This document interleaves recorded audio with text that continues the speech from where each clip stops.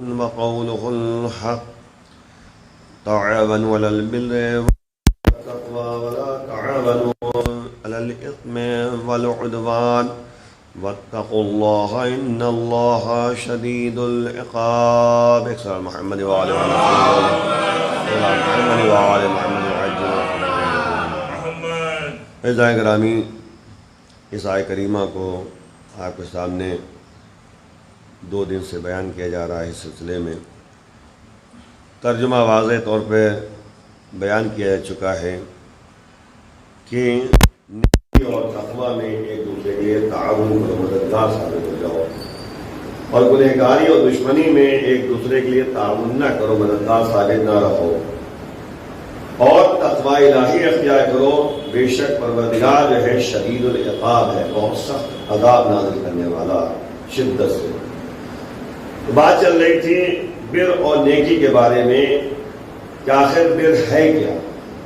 تو کل آپ کے سامنے سورہ بقرہ کی آیت نمبر 177 جو بیان کیا تھا ہم نے، اسی میں پروردگار کہہ رہا ہے کہ چند چیزوں کا متوجہ کیا کہ یہ بر ہے اور نیکی ہے۔ بر مانا ہوتا ہے نیکی، نیکی یہی ہے۔ تو عزائزہ اس میں 2 باتیں رہ گئی تھیں، اسی آیت کریمہ میں 2 باتیں تھیں۔ ایک یہ بات رہ گئی تھی کل کی کہ یتیموں کو مال دو اللہ کی محبت میں۔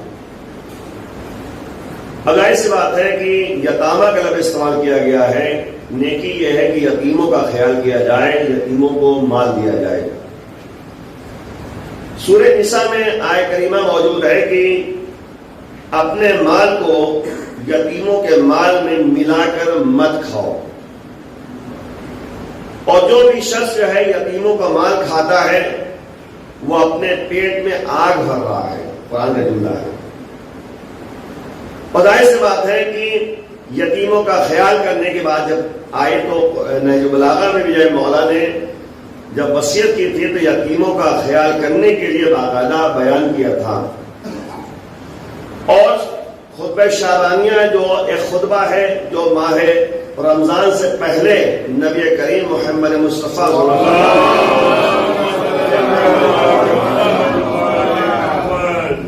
بیان فرمایا تھا، جس کو خطبہ شعبانیہ کے نام سے یاد کیا جاتا ہے، تفصیلی گفتگو ہے، اس میں ایک جملہ موجود ہے کہ یہ تم یتیموں کا خیال کرو تاکہ تمہارے یتیموں کا خیال کیا جائے۔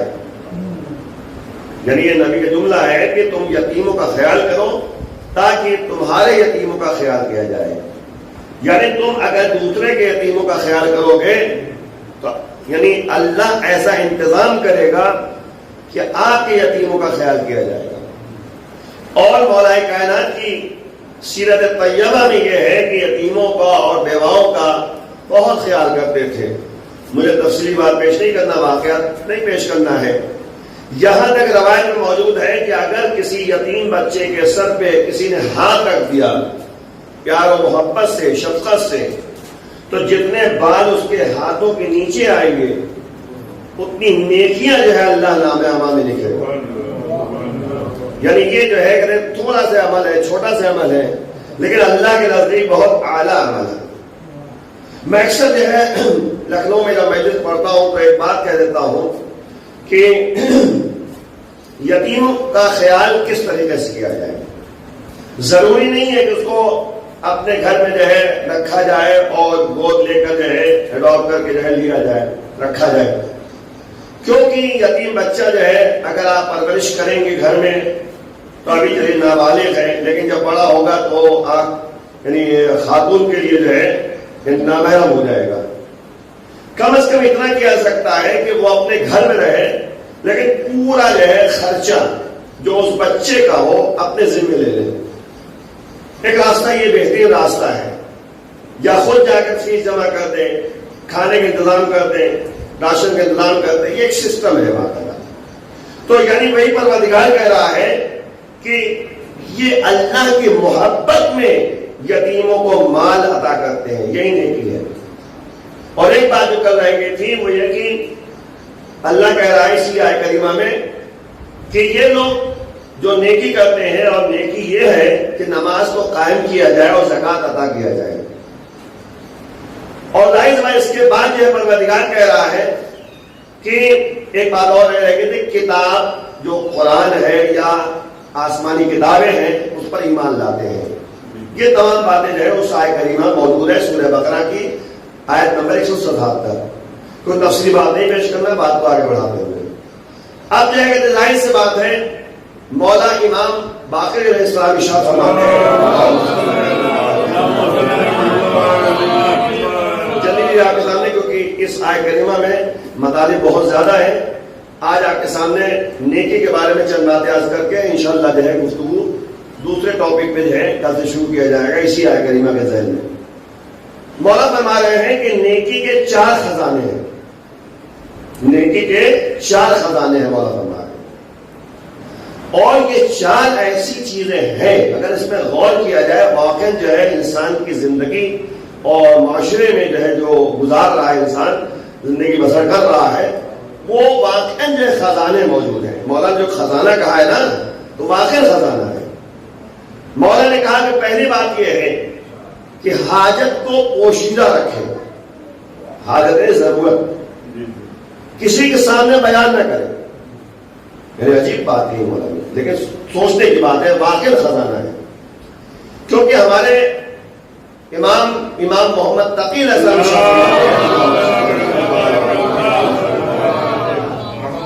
مولا فرما رہے ہیں کہ غنا یعنی عز المومن غناہ عن الناس. مولا فرما رہے ہیں, چھوٹا جملہ ہے لیکن بہت مطالب اس میں موجود ہے, لیکن تفصیلی بات پیش نہیں کروں گا. امام فرما رہے ہیں کہ مومن کی عزت اسی میں ہے. مولا فرما رہے ہیں مومن کی عزت اسی میں ہے کہ لوگوں سے بے نیاز ہو جائے, لوگوں کے سامنے حاجت بیان نہ کرے. اور یاد رکھیے یہاں تک روایتوں موجود ہے کہ جب کوئی شخص اپنی حاجتیں لوگوں کے سامنے بیان کرتا ہے, اپنی ضرورتیں لوگوں کے سامنے بیان کرتا ہے, تو اللہ اسی کے حوالے کر دیتا ہے. اور اگر اللہ کے سامنے کوئی حاجت بیان کرتا ہے تو اللہ اپنے پاس رکھتا ہے اسے. لیکن فرق یہی ہے, لوگوں سے حاجتیں بیان کرے گا, ضرورتیں بیان کرے گا تو اللہ اسی کے حوالے کر دے گا, جس سے بیان کرے گا اسی کے حوالے کر دے گا. لیکن اگر انسان جو ہے اپنی حاجتیں اللہ کے سامنے بیان کرے, ضرورتیں اللہ کے سامنے بیان کرے, تو اللہ اپنے قریب رکھے گا اور باقاعدہ اس کی حاجتیں پوری کرتا رہے گا اللہ. اور جس کی حاجتیں اللہ پوری کرے, جس کی ضرورتیں اللہ پوری کرے, کون کبھی اس کی حاجتوں کو جو ہے پوری ہوتے نہیں دیکھ پائے گا. اسی لیے مولا فرما رہے ہیں کہ نیکیوں کے 4 خزانے ہیں. پہلی بات یہ ہے کہ حاجت کو پوشیدہ رکھے, ضرورت کو پوشیدہ رکھے, کسی کے سامنے بیان نہ کرے. کیونکہ مولا جو ہے ابھی حدیث آپ کے ساتھ بیان کی کہ عز المومن, مومن کی عزت اسی میں ہے کہ لوگوں سے بے نیاز ہو جائے. ورنہ کیا ہوگا, لوگوں کے سامنے ہاتھ پھیلاتا رہے گا, عزت کہاں رہے گی. تو اس لیے جو ہے اس کے سامنے ہاتھ پھیلائے جو کبھی بے عزت نہیں کرتا, ہمیشہ عزت دیتا رہتا ہے. اسی لیے مولا فرما رہے ہیں کہ اللہ کے سامنے اپنی حاجتوں کو بیان کرو. اور یہاں تک جو ہے مولا فرما رہے ہیں کہ اللہ تو تمہاری حاجتوں کو جانتا ہے, تمہاری ضرورتوں کو جانتا ہے, لیکن اللہ یہ چاہتا ہے کہ اس کے سامنے حاجتیں بیان کی جائیں. یعنی اللہ سننا چاہتا ہے. یہ بھی ایک مسئلہ ہے, غور کرنے کی بات ہے. بہرحال بات کو آگے بڑھا. دوسری چیز کیا ہے, مولا فرما رہے ہیں کہ دوسری چیز ہے صدقہ جو ہے پوشیدہ رکھو.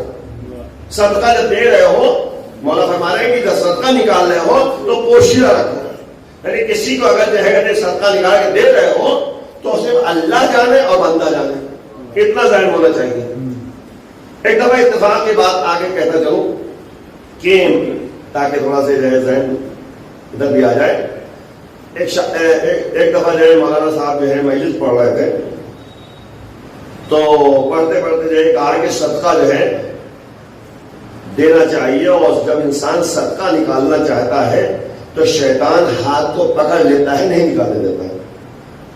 یہ بہت بڑی بات ہے. آپ غور کریں کہ اگر انسان واقعا صدقہ نکالنا چاہتا ہے تو بڑے جوش و خروش کے ساتھ آگے بڑھے گا, لیکن ایک طرف سے رک جائے گا. وہ شیطان جو ہاتھ کو تھام لیتا ہے, نکالنے نہیں دیتا. یہ روایتوں موجود ہیں کہ اگر کوئی جو ہے صدقہ یا کسی کی ضرورت کو پورا کر رہا ہے تو جس کے ہاتھ میں وہ صدقہ دے رہا ہے وہ ہاتھ اللہ کا ہاتھ ہوتا ہے، اللہ کا ہاتھ ہوتا ہے. تو یعنی ایک طریقے سے جو ہے سائل کو، فقیر کو، مسکین کو، یتیم کی مدد اگر کر رہا ہے صدقہ کے ذریعے تو ایک طریقے سے اللہ کے لیے کام کر رہا ہے. بہت اللہ کا بات. تو اب جو ہے شیطان ہاتھوں کو پکڑ لیتا ہے، صدقہ نکالنے نہیں دیتا، اور جو صدقہ نکال لیتا ہے واقعی وہ اللہ والا ہوتا ہے. شیطان کو مخلوق کرتے ہوئے قدم آگے بڑھائے گا تو صدقہ نکال پائے گا. تو مجلس میں کچھ افراد بیٹھے ہوئے تھے، دونوں کا اس میں کون سی بڑی بات ہے، ابھی جاتے ہیں صدقہ نکال دیتے ہیں، اس میں کون سی بڑی بات ہے. جو بابا مولانا کہہ رہے ہیں کہ وہ ہاتھ شیطان پکڑ لیتا ہے، کیسے کہتے نہیں ہوتا ہے، ہم بھی دیکھتے ہیں. اپنے دوست سے کہا کہ چلتا ہوں میں، اور جو کیجیے گا. بہت تیزی سے دوڑتے ہوئے گئے اپنے گھر، اور میں تیزی سے دوڑتے ہوئے تیزی سے گئے اپنے دوست کے ساتھ کہ ابھی نکالتے ہیں صدقہ، دیکھتے ہیں شیطان کیسے ہمارا ہاتھ پکڑتا ہے، اور جو کیجیے گا. وہ دوست کو باہر کھڑا کر دیا، کہا ابھی آتا ہوں میں. گئے وہ جا کے جائے کچھ گیہوں یا چاول نکالنے لگے، اور جو کرے گا گیہوں چاول کچھ نکالنے لگے. اندر سے آواز آئی، کیا کر رہے ہیں آپ؟ کہا کچھ نہیں، وہ گیہوں نکال رہے ہیں تھوڑا سا. کس لیے؟ وہ ذرا صدقہ دینا ہے، وہ ذرا خیرات کرنا ہے. اور وہ محترمہ آئی، ہاتھ سے جو ہے چھینا اور رکھ دیا. کہا ہٹیے، یہاں پہ جگہ تھے کہ گھر میں رہ کیسے ٹوک چلے گا. پھر ان کو باہر نکال دیا، مطلب ہٹا دیا وہاں سے. وہ جناب باہر آئے، دوست نے پوچھا کیا ہوا بھائی؟ ابھی تو بڑے جوش میں آئے تھے کہ ہم صدقہ نکال دیں. کہا کیا ہوا؟ اب وہ مذاق میں کہنے لگے شیطان تو نہیں دکھا، شیطان کی ماں دکھ گئی.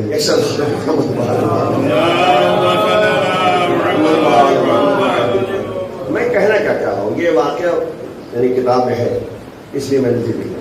تو اب مسئلہ یہ ہے کہ یعنی اصل مسئلہ کیا ہے؟ شیطان نیک کام کرنے کے روکتا ہے. اسی لیے اگر آپ دیکھیے بڑا خوش نصیب ہے وہ خاندان جس میں زوجہ بھی جو ہے دیندار ہو اور شوہر بھی دیندار ہو. شوہر جو ہے دینی کام میں رکاوٹ پیدا نہ کرے اور زوجہ بھی جو ہے دینی کام میں رکاوٹ پیدا نہ کرے. وہ خاندان خوش نصیب ہے. تبھی تو جو ہے نبی نے ایک جملہ کہا تھا مولا کائنات سے اور پوچھا تھا، سوال کیا تھا دوسرے دن، یا علی تم نے فاطمہ کو کیسا پایا؟ توجہ کیجیے جملے کی طرف. کیسا پایا؟ کہا نعم العون فی العبادہ، بہترین مددگار عبادت الہیہ میں. آپ دیکھیے یہ بہت بڑی بات ہے. کون کہہ رہا ہے؟ امام المتقین کہہ رہے ہیں، امیر المومنین کہہ رہے ہیں کہ بہترین عبادت کرنے میں مددگار ثابت ہونا. اور یہی آپ دیکھیے کہ خیبر سے جب خیبر کو فتح کر کے مولا گھر پہنچے، فتح خیبر ہے نا، خیبر کو مولا نے فتح کیا. واقعہ آپ کے ذہنوں میں ہے، جنگ خیبر آپ سنتے رہتے ہیں. مولا فتح خیبر کے بعد گھر پہنچے، فاتح خیبر ہے، خالی ہاتھ گھر پہنچے. سیدہ نے پوچھا ابوالحسن آپ خالی ہاتھ آئے؟ یعنی جو سوالات ہوتے ہیں وہ صرف ہم لوگ کے لیے ہوتے ہیں، یاد رکھیے گا، معصومین سب جانتے ہیں. ہاں یا ابوالحسن آپ نے خالی ہاتھ گھر آئے، کیا آپ کو مال غنیمت میں کچھ نہیں ملا؟ توجہ کیجیے گا. تو مولا نے کہا کہ ہاں ملا، جتنا مسلمانوں کو ملا اس کا دگنا ہم کو ملا ہے کیونکہ ہم فاتح خیبر تھے. پھر کیا ہوا؟ کہا خیبر سے گھر آتے آتے جتنے راستے مستحقین ملتے رہے، مسکین اور فقراء ملتے رہے، سب کو ہم دیتے رہے اور خالی ہاتھ گھر تک آئے. سیدہ سجدے میں سر رکھ کے شکرانے کا سجدہ کر رہی ہے. ایک صلوات اور محمد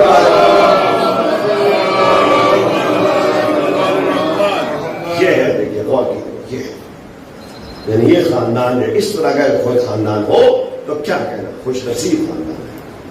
بہرحال جو ہے تو مولا نے فرمایا کہ نیکیوں کے 4 خزانے ہیں۔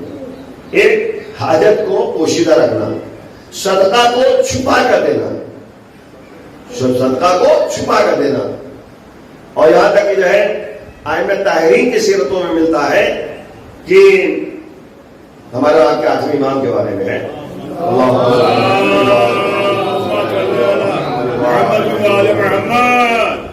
کہ مولا کے پاس جو ہے ایک شخص آیا، اپنے بارے میں جو ہے بیان کیا کہ مولا ہمارا اتنا قرض ہے، ضرورت ہے، مولا کا گھر چلو۔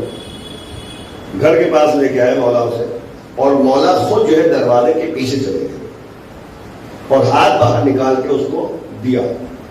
جب وہ چلا گیا تو صحابی نے پوچھا، جو مولا کے ساتھ رہتے تھے انہوں نے پوچھا کہ مولا یہ کیا دیا آپ ایسے دے دیتے؟ کہا نہیں، میں نہیں چاہتا کہ اس کے چہرے پہ شرمندگی کا احساس جو ہو وہ میں دیکھوں۔ یہ دیکھیں، یہ ہے زندگی دینے کا، اور یہی مسئلہ ہے اللہ حب ہی، اللہ کی محبت میں اس کا کام ہونا چاہیے۔ قرآن کی آیت ہے 30ویں سے کیا جلدی سامنے، درد کو بیان نہ کرو، درد کو بیان نہ کرو، یعنی آپ کسی کو اگر درد ہو رہا ہے تو ہر ایک کے سامنے اپنے درد کو بیان نہ کریں، تو اس کا نقصان کیا ہے؟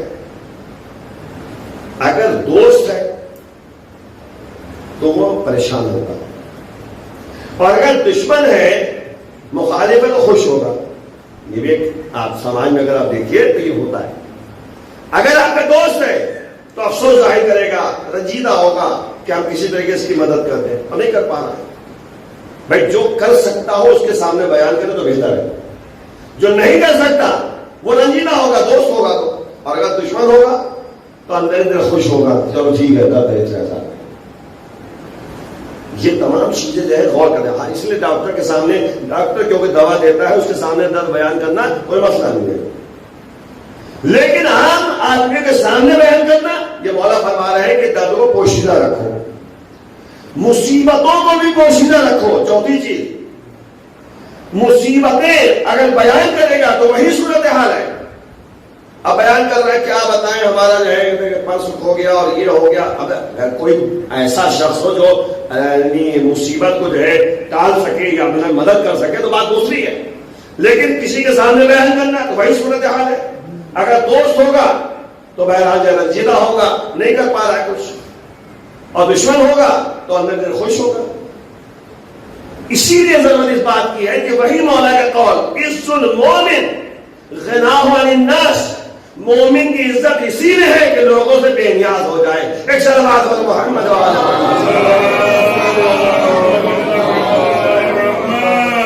عزیزو، یہ ہے صورتحال۔ اور ایک آیت کریمہ اور ہے جو چھوٹی سی آیت کریمہ ہے، لیکن اس میں بھی مطالب بہت زیادہ ہے۔ میں صرف اسی موضوع کے اوپر جو آپ سے بیان کر رہا ہوں۔ آیت کریمہ میں تذکرہ ہے کہ لیس البر بیوت من ظہورها ولكن البر من اتقى وآتوا البیوت من ابوابها۔ چھوٹی سی آیت کریمہ ہے، لیکن غور کرنے کی بات ہے کہ اللہ کہہ رہا ہے کہ نیکی یہ نہیں ہے کہ تم گھروں کے یعنی پشت سے، یعنی پیچھے سے جو ہے گھر کے اندر داخل ہو، گھر کا جو مین دروازہ ہے اس کو چھوڑ کر وہ دوسرے جانب سے جو ہے آ جائے۔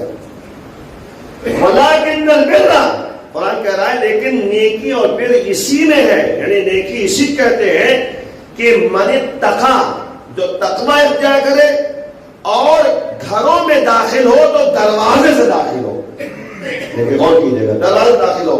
تو جب یہ آیت کریمہ نازل ہوئی اور اس کے بعد جو ہے مولا، یعنی جب قرآن یعنی نازل ہو چکا، اس کے بعد جو ہے مولا سے سوال کیا جا رہا ہے اس آیت کریمہ کے بارے میں کہ آخر اس آیت سے مراد کیا ہے۔ کہا یہ ابواب سے مراد، ابواب نے دروازے، کہا ابواب جو ہے ہم اہل بیت ہیں، دروازے ہم اہل بیت ہیں، یعنی تم اگر اللہ تک پہنچنا چاہتے ہو تو ہمارے ذریعے پہنچو. یعنی اس آیت کریمہ کا نتیجہ یہ نکلا کہ تمہیں اگر اللہ تک پہنچنا ہے تو اہل بیت کے ذریعے پہنچو. اسی لیے قرآن کہہ رہا ہے وابتغوا الیہ الوسیلہ، اللہ تک پہنچنے کے لیے وسیلہ تلاش کرو، وسیلے کے ذریعے پہنچو. تو ظاہر سی بات ہے یہاں تک کہ قرآن میں موجود ہے کہ وَلِلَّهِ الْأَسْمَاءُ الْحُسْنَى، اللہ کے لیے اسماء حسنہ ہے، نیک نام ہے. جلیل اقلام ہے فَادْعُوهُ بِهَا، اللہ کو اگر پکارتے ہو تو انہی ناموں کے ذریعے پکارو. یعنی للہ الاسماء الحسنى، اللہ کے لیے کچھ اسماء حسنہ ہے، نیک نام ہے. فَادْعُوهُ بِهَا، انہی کے ذریعے اللہ کو پکارو. وَابْتَغُوا إِلَيْهِ الْوَسِيلَةَ، اللہ کے لیے وسیلہ تلاش کرو. تو مولا امام جعفر صادق علیہ السلام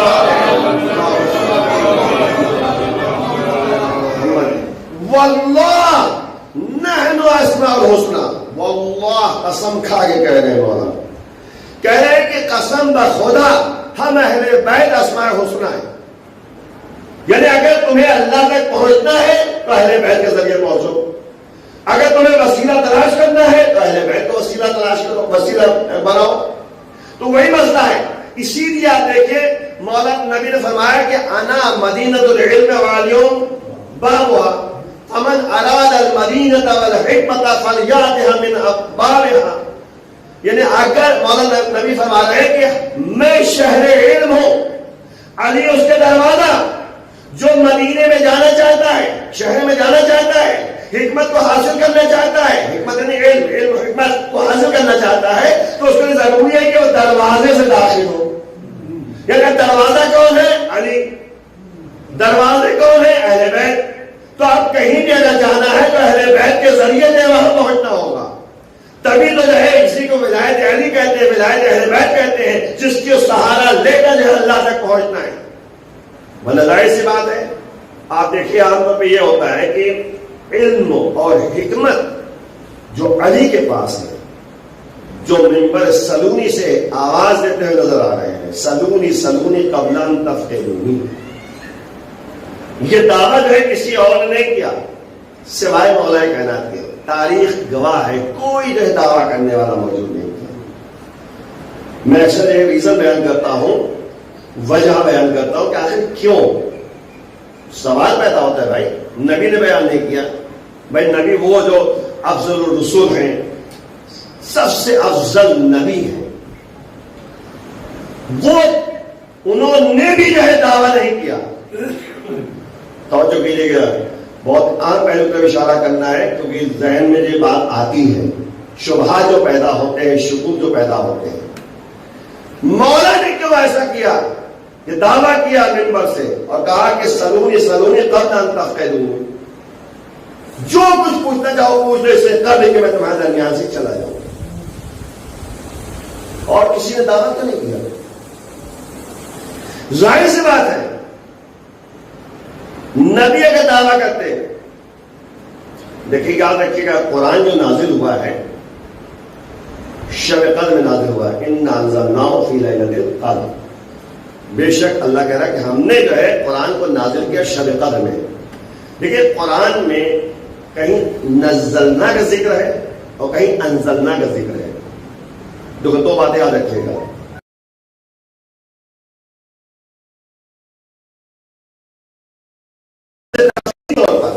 پورا قرآن نازل ہو گیا. نزلنے کا مطلب یہ ہے کہ دھیرے دھیرے تدریجی طور پہ نازل ہوا ہے مواقع کے لحاظ سے. تو قرآن تو ایک دفعہ نازل ہو چکا، لیکن دھیرے دھیرے جو ہے قرآن کی آیتیں نازل ہو رہی تھی. جتنی آیتیں نازل ہو رہی تھی وہی نبی سب کے سامنے بیان کر رہے تھے. جو سورہ نازل ہوا وہی بیان کیا، اگر جب پورا قرآن نازل ہو چکا ہے. کیوں؟ کیونکہ اگر وہ دعویٰ کر لیتے اور ان چیزوں کے بارے میں بیان کیا جاتا یا پوچھا جاتا جو ابھی جو ہے بیان کرنے کی اجازت اللہ کی طرف سے نہیں ہے. کیوں؟ جب قرآن نازل ہوگا دھیرے دھیرے کر کے تو اتنی اجازت ہے اللہ کی طرف سے. قرآن تو پورا نازل ہو چکا نا، انا انزلناہ فی لیلۃ القدر. لیکن مولا کائنات کے پاس نبی نے تمام علم دے دیا. اب جب دے دیا تو نبی کی طرف سے پوری اجازت ہو چکی. اب جو علی اعلان کر رہے ہیں کہ سلونی سلونی قبل ان تفتدونی، اس کے قبل کہ میں تمہارے درمیان چلا جاؤں، جو پوچھنا چاہو پوچھ لو. تو اب اگر جو بھی پوچھا جاتا تو علی اس کا جواب دے رہے ہیں کیونکہ اجازت مل چکی ہے. لیکن وہاں پر نبی اگر دعویٰ کرتے، اور ظاہر سی بات ہے قرآن تو پورا نازل ہو گیا ایک مرتبہ، لیکن دھیرے دھیرے کر کے جو آیتیں نازل ہو رہی ہیں تو اتنے ہی تو بیان کر رہے ہیں نبی، کیونکہ اللہ کی طرف سے اتنی ہی اجازت تھی. اسی لیے مولا کائنات نے اعلان کر دیا، کیونکہ نبی کی طرف سے پوری اجازت تھی. نبی نے مولا کائنات نے یہ تو کہا کہ اس طریقے سے مجھے علم دیا نبی نے جس طرح ایک چڑیا جو ہے اپنے بچے کو دانا چوتی.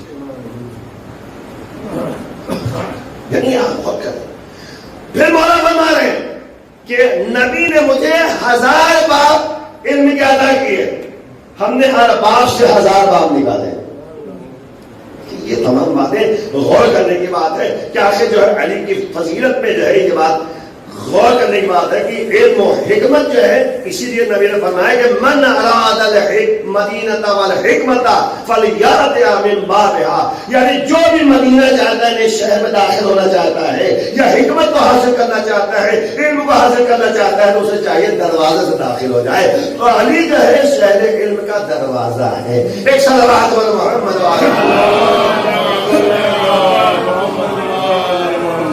اور یہی مسئلہ ہے. عبودیت بندگی کی بات جہاں تک آتی ہے، میں نبی علی نے یہ تو کہا کہ انا عبد من عبید محمد، میں محمد کے غلاموں میں سے غلام ہوں. غور کریں کہ یہ بہت ہی اہم پہلو ہے. یعنی بتانا کیا چاہتے ہیں کہ جس طریقے سے ہم نے نبی کا کہنا مانا ہے، قدم قدم پہ جب بھی نبی نے جو کہا علی نے یہ اطاعت کر کے ہمیں طریقہ بتایا ہے. جو قرآن کی آیت ہے یا ایھا الذین آمنوا اطیعوا اللہ واطیعوا الرسول واولی الامر منکم، بات آگے تو جملہ درمیان میں کہتا چلو اس سے پہلے کہ وقت ختم ہو. کیا کہا قرآن نے؟ اے ایمان والو اللہ کے اطاعت کرو اور اس کے رسول کے اطاعت کرو اور صاحبان امر کے اطاعت کرو. اب آپ غور کریں، نبی نے اللہ کے اطاعت کی، علی نے اللہ اور رسول کے اطاعت کی، جناب عباس نے اللہ کی بھی اطاعت کی، نبی کی بھی اطاعت کی، اولو الامر کی بھی اطاعت کر کے بتایا. یعنی اپنے زمانے میں جو امام حسین السلام اولو الامر میں سے تھے، صاحبان امر میں سے تھے، ان کی اطاعت کر کے بتایا کیسے زندگی بسر کرنی ہے. تو اگر آپ غور کریں، اللہ کے اطاعت کرنے والوں میں بہترین نبی، اور نبی اور اللہ کے اطاعت کرنے والوں میں سب سے بہترین شخص مولا کائنات، اور تینوں کے اطاعت کرنے والے جناب ابو الفضل عباس ہیں. آپ زیارت میں کیا پڑھتے ہیں؟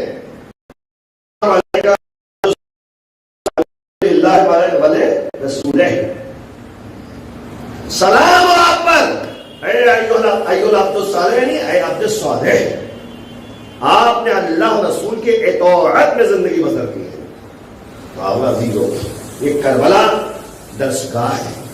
جناب ابو فضل عباس نے ہمیں درس دیا ہے کیسے زندگی بسر کرنی ہے. ورنہ آپ یہ بتائیے، جس نے اپنی آنکھوں سے لشکر کو روک دیا ہو کہ ایک لکیر کھینچ دیا، کہا ایک قدم کوئی آگے نہ بڑھائے، لیکن اتنا روب و دبدبا، شجاعت و بہادری. لیکن جب یہ پتہ چل گیا کہ مرضی مولا یہی ہے کہ خیمے یہاں سے ہٹائے جائے، تو اپنے ہاتھوں سے خیمے وہاں سے ہٹائے. آپ غور کریں، یہ بہت اہم پہلو ہے. تو اس سے کہتے ہیں اولی الامر کی اطاعت. تو اللہ اور رسول اور اولی الامر کی اطاعت کا مظہر اگر دیکھیں دیکھنا ہے تو جناب ابوالفضل عباس ہیں جن کا لقب عبدالصالح بھی ہے اور اللہ اور رسول کے اطاعت میں زندگی گزارنے والوں میں سے ہے، اور وفاداری جسے کہتے ہیں، کل میں آپ سے بیان کر چکا تھا کہ یعنی جو وعدہ کرے وہ وفا کرے، تو جناب ابوالفضل عباس نے وعدہ وفا کیا، اسی لیے ان کا لقب ہی پڑ گیا عباس سے با وفا۔ وفاداری اسی میں ہے، ورنہ سوچیے ایک لمحے کے لیے ایک ایک پوائنٹ پر توجہ کرنے کی ضرورت ہے۔ بھائی مثال تو بجائے کسی سے کہا جائے بھائی پانی لے آؤ ذرا، وہ پیاس اگر لگی ہوگی تو وہ ایک گلاس پانی پی لے گا پھر لے آئے گا، لیکن جناب عباس اسی طرح دیکھیے فرات میں قدم کر دیا، مشق سکینہ بھر لیا، چلو میں پانی لے لیا، پی سکتے تھے نا، توجہ کیجیے، پی سکتے تھے نا، میں کوئی دوسرا ہوتا کہتے ہیں جو پانی مل گیا ہے تو پی لیتے ہیں، پھر پہنچا تو دیں گے، لیکن پانی چلو میں لے کے دنیا کے سامنے واضح کر دیا کہ دیکھو پانی میں قبضہ ہے عباس کا، لیکن ایک گھٹ پانی نہیں پیے گا، وفاداری کی بنیاد پر پانی دے فرات پہ دے ہوگا، یہ ہے وفاداری، اسے کہتے ہیں اطاعت۔ ہر قدم قدم پہ جو ہے مولا کی اطاعت کر کے ہمیں بتایا ہے کہ کس طرح جو ہے اپنے زمانے کے امام کو پہچاننا ہے، ان کے بتائے ہوئے راستے چلنا ہے۔ کربلا ایک تذکرہ ہے، ہمیں جو ہے کربلا سے درس لینا ہے، سبق سیکھنا ہے، پیغامات کربلا کو پیش نظر رکھنا ہے۔ آپ دیکھیں وہ اصحاب وہ انصار جن کے بارے میں حسین نے فخر کیا ہے کہ جیسے وفادار ساتھی ہمیں کربلا ملے، نہ میرے بھیا حسن کو ملے تھے نہ میرے بابا علی کو ملے تھے۔ آج آپ کے سامنے جناب وہاب کلبی کا تذکرہ میں کرنا چاہ رہا ہوں، کیا آپ غور کریں وہاب کلبی کون تھے؟ ہم مذہب نہیں تھے، مدینے سے حسین کے ساتھ نہیں چلے تھے، مکے سے حسین کے ساتھ نہیں چلے تھے، راستے ملاقات ہوئے، ہم مذہب بھی نہیں تھے، لیکن جب حسین سے ملاقات ہوئی نور ایمان دل میں پیدا ہوا،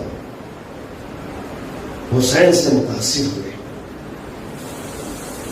صرف وہی نہیں ان کی زوجہ بھی، ان کی ماں بھی، اور ایسے شہدائی بن گئے کہ مولا کہہ رہے ہیں جاؤ، جانا چاہتے ہو چلے جاؤ، جنت ملے گی، لیکن یہ سب وفادار ساتھی ایسے ہیں کہ اپنی بھی تلواریں گدر پر رکھ کے کہتے ہیں مولا بس اجازت دیجیے سے تلوار سے اپنی گدر پر رکھ۔ عزیزوں جناب وہاب کلبی نے مولا سے اجازت طلب کی، ماں نے کہہ دیا تھا کہ حق وفا ادا کرنا،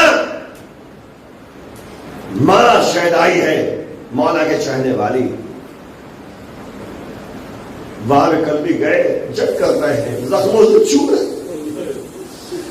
اور اس کے بعد زخموں سے چور ہو کر آئے ماں کی خدمت میں، ہر وزیر یا ماں اے مادر گرامی کیا آپ مجھ سے راضی ہو گئی؟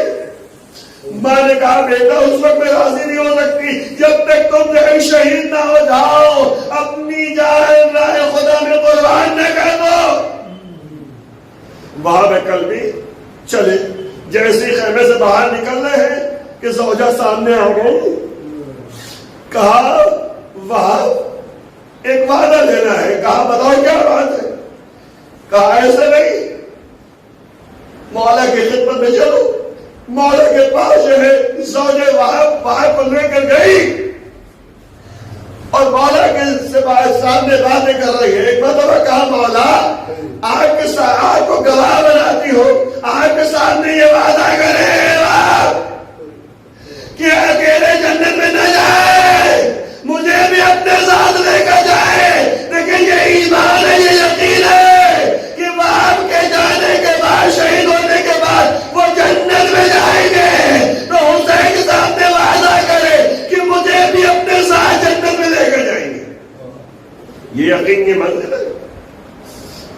وہاں خدا حافظ کہہ کر جو ہے چلے اب جیسی آگے جا رہے ہیں کہ دیکھا کہ زوجہ بھی پیچھے پیچھے آ رہی ہے. ایک مرتبہ زوجہ سے پوچھا کیا بات ہے, کیوں آ رہی ہو؟ تم پر جہاں ثابت ہے. کہا بات تمہیں نہیں پتا, میں نے جو دیکھا. کہا کیا بات ہے؟ کہا جب تم چلے تو مولا سر پکڑ کے بیٹھ گیا زمین میں. ہمارے ساتھ کا ہونے چلے جا رہے اجرکم اللہ. وہاں بھی کبھی مقتل میں گئے, جنگ کرتے کرتے شہادت کے درجے میں فائز ہوئے. ارے دشمن نے سر اٹھایا, سر کو جسم سے الگ کیا, خیمے کی طرف پھینکا, ماں نے سر اٹھایا, بوسہ لیا اور اٹھا کر دشمن کی جانب پھینک دیا. کہا جس کو لائے خدا میں قربان کر دیتی ہو اسے واپس نہیں لیا کر. اللہ علی قوم الظالمین. سيعلم الذين ظلموا أي منقلب ينقلبون. والے والے بحق الصحرا وابیها وبعلها وبنیها ہمارے گناہوں کو معاف فرما. پروردگار جتنے افراد موجود ہیں سب کی دلی تمنا پوری فرما. معبود ایمان کے حوالے اس کا بھی شفا فرما, ایمان کے سکون کا